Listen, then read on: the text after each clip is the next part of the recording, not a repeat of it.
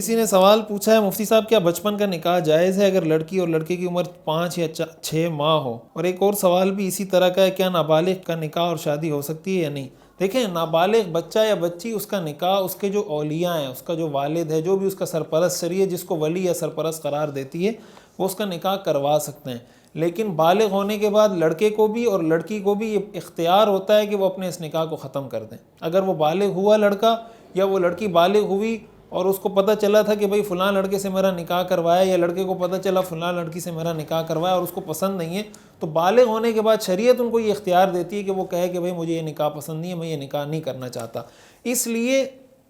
اور مشاہدہ بھی یہ ہے، تجربہ بھی یہ ہے کہ اس طرح کے نکاح بہت زیادہ ہر جگہ کامیاب نہیں ہوتے۔ یہ کوئی اچھا طریقہ نہیں ہے کہ آپ 6 مہینے کی بچی کا یا 6 مہینے کے بچے کا نکاح کروا دیں جب تک وہ بالغ نہیں ہوا، جب تک وہ سمجھدار نہیں ہوا، چاہے وہ بچہ ہو چاہے وہ بچی ہو، اس وقت تک اس کا نکاح نہ کروایا جائے۔ جب وہ سمجھدار ہو جائے، بالغ ہو جائے، اس سے رائے لے لی جائے، مشورہ لے لیا جائے اور اس کے بعد نکاح کیا جائے، تاکہ کسی قسم کا کوئی